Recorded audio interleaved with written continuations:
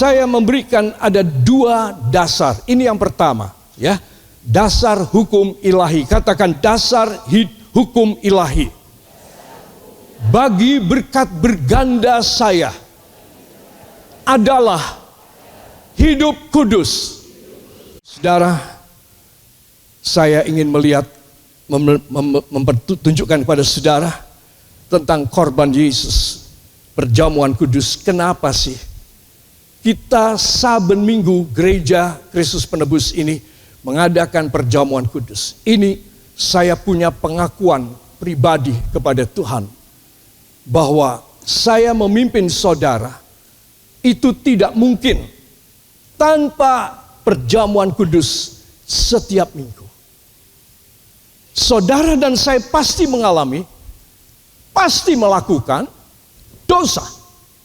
Ya apa tidak? Ya apa tidak? Iya. Kalau saya mengadakan perjamuan kudus sebulan sekali, dan kemungkinan saudara atau saya meninggal dalam sebulan, belum makan dan minum perjamuan kudus yang akan datang, saya dan saudara tidak selamat.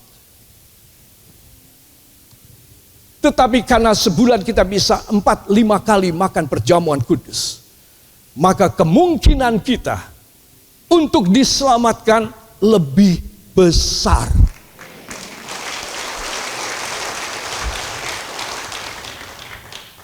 Gereja ini tidak pernah memikirkan tentang ongkos dan biaya, walau uangnya cuma sedikit.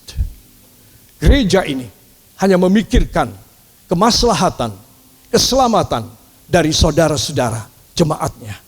Saudara, itu sebab saya sama sekali tidak merasa rugi serupiah pun dengan kami mengadakan perjamuan kudus setiap minggu, walau ini mengeluarkan ongkos, no problem.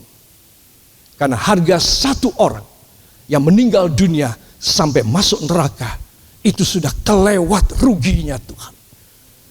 Suatu rugi yang sangat kelewat dari gereja ini dan dari pendeta ini. Kalau sampai satu jemaatnya mati masuk neraka. Saya kasih tahu. Itu sebab harga berapapun, apalagi yang begini murah dan tidak mahal, masa saya tidak mau bikin buat saudara saben minggu? Kenapa? Karena dengan kita makan dan minum tubuh dan darah Yesus, maka dosa kita disucikan, tubuh, jiwa, dan roh kita dijamin. Proteksi ilahi dan firewall, tembok api Allah, memagari saya dan saudara dimanapun kita berada, sehari 24 jam, seminggu 7 hari.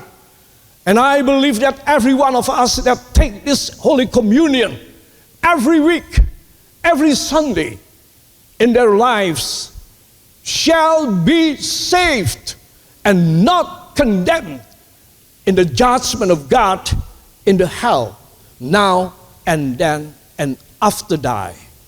Saudara, itu sebab perjamuan kudus adalah sesuatu yang, katakan, perjamuan kudus adalah sangat dahsyat. Saya mendambakannya setiap minggu.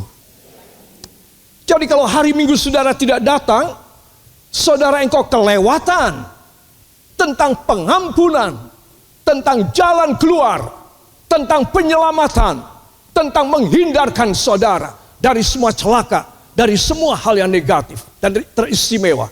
Bila meninggal dalam minggu itu, saudara dihindarkan dari neraka. Saudara tidak bisa membeli sorga.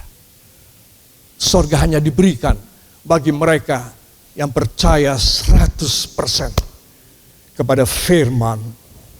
Sorga hanya diberikan pada mereka yang makan dan minum setiap minggu di dalam hidupnya perjamuan kudus. Katakan, tubuh dan darah Yesus yang menyelamatkan saya. Nilainya tak terhingga. Saya akan selalu makan dan minum ini sampai saya masuk sorga. Amin.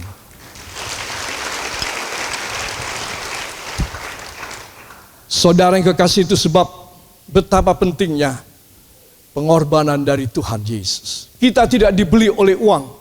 Surat 1 Petrus 1 ayat yang ke-19. Kita tidak dibayar oleh uang, emas dan perak dan harta yang banyak, melainkan oleh getih kang akeh ajine dalam Alkitab bahasa Jawa. Itu sebab kalau saya dan saudara makan perjamuan kudus, kita makan roti ini, yaitu daging Yesus yang terpecah-pecah karena dosa kita, dan kita minum darah anak domba Allah yang tercurah sampai habis dari tubuhnya, maka saya dan saudara makan dan minum, kerajaan Allah menyatu dengan hidup saudara, menyatu dengan hidup saya. Beri tepuk tangan bagi dia. Saudara, kita akan melihat bagaimana analog, ya, masuk akalnya daripada korban ini menyelamatkan kita orang, dalam satu video berikut ini. Mengapa surga mengirimkan pasukan malaikat bukan untuk berperang, melainkan ke gunung? Keluaran 19 menggambarkan momen yang mengerikan. Guntur mengguncang langit, api turun, awan tebal menyelimuti gunung Sinai. Lalu datanglah perintah Tuhan, tetapkan batas di sekitar gunung itu, jangan seorang pun menyentuhnya, sebab siapa yang melanggar akan mati. Ini bukan sekadar soal rasa takut. Mazmur 68 ayat 17 menyingkapkan sesuatu yang tak terlihat mata manusia. Kereta perang Tuhan berjumlah puluhan ribu, dan Tuhan datang dari Sinai. Surga mengerahkan pasukan bukan untuk berperang, tetapi untuk melindungi kehadiran kudus. Para malaikat tidak hadir untuk menjaga Tuhan dari manusia. Mereka hadir untuk menjaga manusia tetap hidup di hadapan kekudusan yang murni. Bahkan Musa, sang terpilih, gemetar. Gunung Sinai telah menjadi zona terlarang, bukan karena Tuhan menolak manusia, melainkan karena segala yang tidak murni akan dilahap oleh kemuliaannya. Malaikat berdiri sebagai penghalang ilahi, pengingat bahwa kehadiran Tuhan tidak boleh didekati dengan sembarangan. Kehadirannya itu suci, itu api, itu kehidupan, sekaligus penghakiman. Namun melalui Yesus, penghalang itu telah disingkirkan. Kita tidak lagi berdiri di gunung yang gemetar, melainkan disambut di Sion dengan hati yang bersih dan tangan yang terbuka. Jika engkau bersyukur karena Yesus telah membuka jalan, ketik amin dan nyatakan, terima kasih Yesus. Beri tepuk tangan buat Tuhan. Apa intisari dari video singkat 1 menit yang kita lihat ini? Intisarinya adalah sebagai satu ilustrasi yang nyata dalam kitab Keluaran. Disebutkan pada waktu itu Tuhan memanggil Musa naik ke atas gunung Sinai. Itu sebab gunung Sinai dinamakan sebagai gunung Allah yang ada di dunia. Saudara, itu pada zaman kitab Keluaran, ya. Gunung Sinai yang sekarang sama dengan gunung-gunung berapi yang sudah mati. Ya, jadi tidak perlu diistimewakan, tidak perlu kita datangi, kita sowani, tidak perlu. Itu sudah lewat. Katakan, Sinai sudah lewat. Tetapi bayangannya membayangi hidup saya. Bahwa Tuhan tidak bisa didekati oleh saya.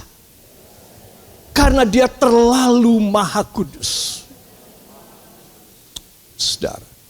Jadi dari apa yang kita lihat dalam video 1 menit ini, saudara, kita diberi kenyataan bahwa ketika Musa dipanggil naik ke atas gunung Sinai, satu perintah yang sangat tegas Tuhan nyatakan, Musa dan Harun, kalian harus memagari kaki gunung ini, supaya jangan ada manusia atau hewan berani naik ke lerengnya.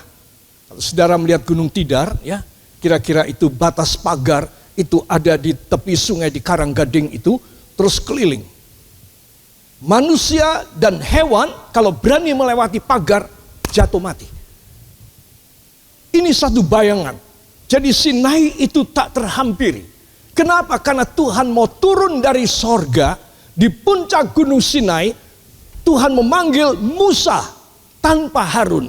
Musa sendirian dipanggil naik ke atas. Musa membawa Yosua dan Yosua ditinggal kira-kira di pertengahan ketinggian. Musa berkata, Yosua, kamu tidak boleh naik. Hanya aku yang boleh naik. Karena Tuhan menanti aku di atas. Saudara. Dan itu sebab, saudara, gunung itu dipagari. Kenapa? Dan tahukah saudara pagar itu apa? Ternyata Musa dan Harun dan semua laki-laki Israel mematok dengan pohon-pohon dan ranting-ranting. Itu yang kelihatan kasat mata. Tetapi yang tidak kelihatan kasat mata adalah puluhan ribu malaikat dari sorga turun. Bagaikan benteng berapi. Tadi kita sudah lihat ya visualisasi dari video ini. Mereka memagari supaya apa? Supaya kalau sampai ada seorang manusia berdosa berani melewati dan coba-coba mengikuti jejak Musa untuk naik ke atas, orang ini pasti mati. Kena pedang api dari malaikat. Itu tadi kita saksikan. Jadi nggak mungkin saya dan saudara bisa ketemu Tuhan kapanpun. Seberapa besar engkau bisa bayar. Ini bukan suatu tiket untuk melihat dengan harga mahal. Tidak bisa. Jadi terputuslah akses manusia berdosa. Dari kemahakudusan Allah. Terputus. Karena apa? Tadi dikatakan Tuhan mengutus puluhan ribu malaikat bukan untuk melawan manusia supaya manusia mati, tetapi untuk menghalangi manusia tidak datang ke mahakudusan Allah yang di puncak gunung Sinai. Saudara, semua katakan berarti, saya hopeless, saya tidak punya harapan untuk bisa ketemu Tuhan. Jadi saudara mesti tahu kenapa sih Tuhan sengaja memagari ini gunung yang sangat besar dan tinggi. Supaya manusia nggak sampai mati. Hewan yang melewati pagar langsung dia juga jatuh mati. Itu sebab malaikat-malaikat tentara sorga dikirim untuk menjaga semua. Saya mau tanya, berapa orang yang boleh naik ke atas? Berapa orang? 2 orang. Musa dan Yosua. Ya saudara. Nah itu sebab hanya mereka saja. Tetapi sampai di ujung cuma Musa saja. Harun itu imam besar sekalipun tinggal di bawah, di luar pagar. Saudara. Mungkin Harun punya pikiran, aku juga orang penting loh. Aku diangkat oleh Tuhan. Aku adalah imam bagi seluruh bangsa ini. Berarti aku punya kedudukan tuh dekat dengan Tuhan. Aku mau naik juga deh. Jatuh mati dia. Tidak ada yang diizinkan kecuali Musa. Saudara. Itu sebab saya perlu memberitahu kepada saudara. Semua katakan, ternyata saya juga tidak layak untuk bertemu dengan Allah yang Maha Kudus di gunung Tuhan. Itu sebab ada yang menghalangi saya, yaitu malaikat Tuhan, supaya saya tidak jatuh mati. Puji Tuhan. Ayo ikuti saya. Puji Tuhan. Ayo ikuti saya. Puji Tuhan. Yesus diutus oleh Allah Bapa di sorga, lahir ke dalam dunia untuk mengangkat derajat saya, memberi izin spesial supaya saya boleh ketemu dia melalui dia disalib. Dia menyerahkan nyawanya. Tubuhnya dihancurkan. darahnya dihabisin, nafasnya dihentikan, supaya saya boleh ketemu dia. Dia yang menyelamatkan, dia yang menerima saya apa adanya saya. Beri tepuk tangan bagi dia. Terus perjamuan suci yang sebentar kita akan makan dan minum. Saudara tahu harganya kayak apa mahalnya. Ini betapa mulia sekali bagi saya. Betapa mulia sekali bagi saya. Dan bagi Anda semua yang percaya, beri tepuk tangan bagi dia. Ilustrasi faktanya adalah pada zaman kitab Keluaran, mereka semua enggak boleh mendekat. Baik manusia, baik hewan. Karena Tuhan terlalu Maha Kudus. Habis akses kita ke sorga. Tutup sama sekali. Persis seperti Adam dan Eva diusir keluar dari Taman Firdaus. Dan Tuhan memasang dua malaikat dengan pedang yang berapi-api. Malaikat yang besar dan gagah. Menjaga jalan masuk akses ke dalam Taman Firdaus. Dijaga dua malaikat. Nggak ada Adam, nggak ada Eva yang berani masuk. Mereka bukan hanya malu hati untuk ketemu dengan Allah. Karena mereka telah jatuh dalam dosa saja. Tetapi mereka sudah dicabut hak mereka untuk keluar dari Firdaus. Dari apa yang kita dengar dan kita lihat, hanya satu di zaman ini. Di zaman Adam dan Eva tidak bisa. Tidak ada substitusi pengganti. Tidak ada cara, sistem, strategi. Kemurahan yang lain. Sudah habis kemurahan Allah bagi Adam dan Eva dan keturunannya sampai kita orang saat ini. We never get our access to come before the throne of God and receive from Him all our salvation, all our blessings, all our future as well. No, the access have already stopped by the angels with the fire swords of God. For us, no hope anymore. All the hoping and wishes of ourselves to come to God, to access to God, to be received to Him, it is just impossible. It's just a nonsense. Tapi pagi hari ini, saya dan Anda sebentar akan makan perjamuan kudus. Coba saudara meninggalkan hari Minggu untuk saudara jalan-jalan. Untuk saudara having fun out there, over there. You will lose so many precious things. So many miracles. So many opportunity to receive all the great and amazing blessings from God. Anda akan kelewatan menerima yang dahsyat dari berkat, mujizat, dan kemurahan Allah. Karena engkau kelewatan ini. Engkau kelewatan ini. Karena engkau minggu tidak datang.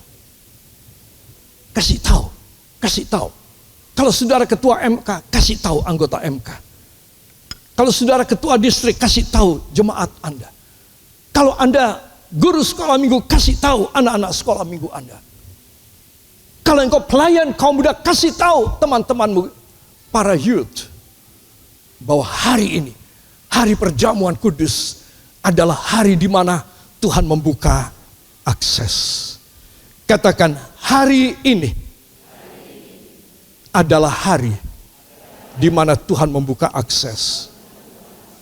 Supaya saya bisa datang kepadanya, diampuni dosa saya, menerima rahmat yang dahsyat, pembaharuan ilahi dan jasmani pada setiap sisa hidup yang saya jalani. Yang percaya angkat dua tangan, ucapkan terima kasih kepadanya. Dengan suara saudara, terima kasih Bapa, terima kasih Yesus. Terima kasih Roh Kudus. Beri tepuk tangan bagi dia. Terima kasih Yesus. Hanya di dalam nama Tuhan Yesus Kristus, Juru Selamat dan Penebus kami. Dan kita semua mengaminkan. Amin. Haleluya.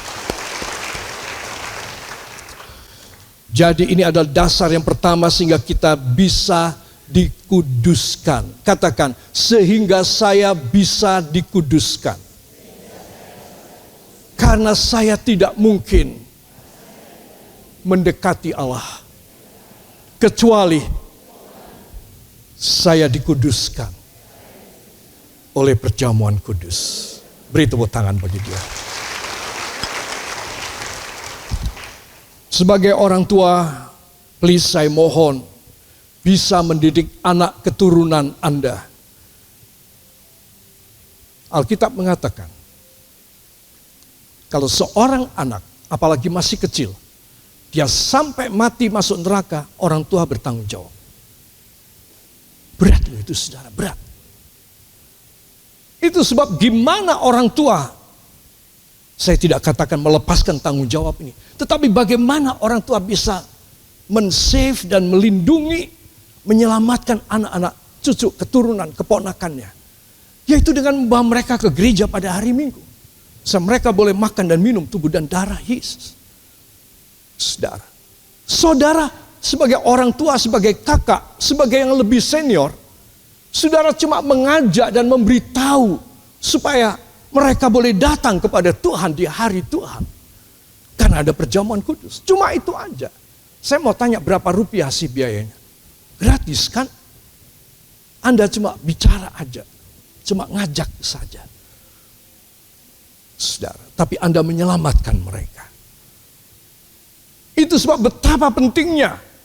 Saya mohon supaya semua keluarga mempunyai garis yang tegas saat ini. Harinya Tuhan, aku harus datang kepadanya. Aku enggak boleh meninggalkan. Aku harus datang. Karena ini yang membuat aku disucikan dan diampuni semua dosa dan kesalahan dan pelanggaranku. Siapa tahu hari Senin aku mati. Hari Sabtu aku mati. Siapa tahu. Itu sebab saya ingin mengajak semua saudara perhatikan. Yesus datang ke dalam dunia. Dia bukan hanya supaya dia menjadi satu figur sejarah kekristenan. Bahwa ada seorang Mesias, utusan Allah yang diurapi, yang pernah melayani manusia berdosa selama 3,5 tahun. Dan sangat tragis, keakhiran pelayanannya yang luar biasa, yang ilahi itu bukan happy end, tetapi dead end, akhir kematian di kayu salib. Itulah Yesus. Sudah ada yang mengganti saya dan mengganti saudara. Dia rela dan dia mau mati. Entoh kita hari Minggu aku mau jalan-jalan kok. Senin sampai Sabtu aku kerja. Mana ada waktu untuk aku ke sana ke sini segala macam seperti familiku selalu melakukan demikian, berwisata dan lain sebagainya. Hai anak-anak Tuhan, engkau punya Senin, Selasa, teruskan.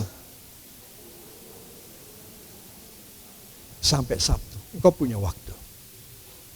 Ya, engkau punya waktu 6 hari. Hari yang ke-7 adalah hari Sabat. Hari apa? Kalau hari yang ke-7 engkau miss dan engkau skip, datang ke Sinai perjanjian baru, yaitu perjamuan kudus. Kalau sampai engkau skip hari yang ke-7, Sabat, tidak ada hari ke-8. Itu sebab seorang anak Tuhan harus sadar, kenapa aku bisa kudus bukan karena aku kudus. Katakan, bukan karena saya memang kudus. Halo yang lain. bukan karena saya memang kudus, namun karena saya disucikan oleh firman Allah dan perjamuan kudus pada hari Minggu. Beri tepuk tangan bagi dia. Haleluya. Tidak ada alasan saudara mau menghindar. Kenapa sih orang menghindar dari berbakti? Kemungkinan terbesar adalah karena daya tarik dunia yang hebat.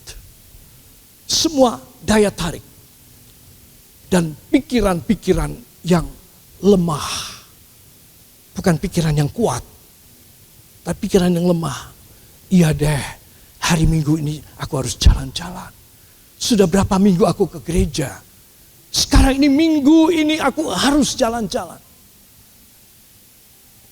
Saudara, engkau men-skip dan engkau membatalin perjanjian keselamatan dan pengampunan dosa pada suatu hari Minggu. Saudara pasti kerasa bahwa saya tidak sedang menakut-nakutin. Saya dibayar Tuhan mahal, bukan untuk menakut-nakuti jemaat, tapi untuk meneguhkan jemaat, untuk menguatkan, untuk kasih pengertian.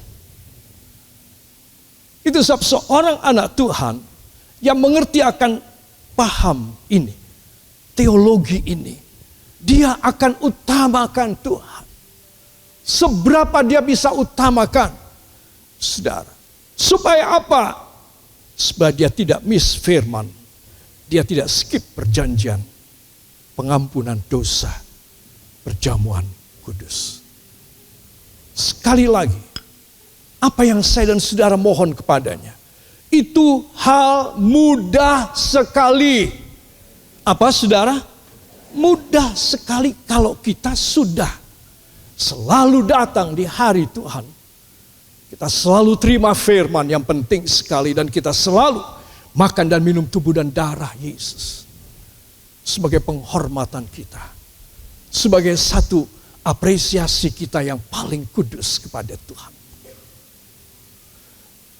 Orang tidak bisa cari substitusi atau pengganti. Tidak bisa. Nanti pada hari Senin atau Minggu malam aku akan minta ampun sama Tuhan. Dan aku berkata, Tuhan ampuni hamba tidak datang ke gereja hari Minggu. Saudara, ya engkau diampuni tetapi engkau sudah melewatkan. Saudara, dengan engkau tidak datang pada harinya Tuhan dan engkau minta ampun, dosamu diampuni. Tetapi engkau tidak pernah kemarin itu menyatu dengan daging dan darah Yesus. You never become one in the Holy Communion. The word communion, it means that you and I with God become one. We commune together. Kita ketemu dan kita bersama menyatu daging dan darah dengan Dia. It is the meaning of the Holy Communion that God instituted, gave to us and commanded to us to do.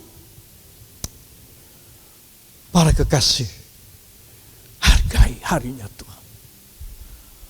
Jangan di akhir hidupmu kau kecewa.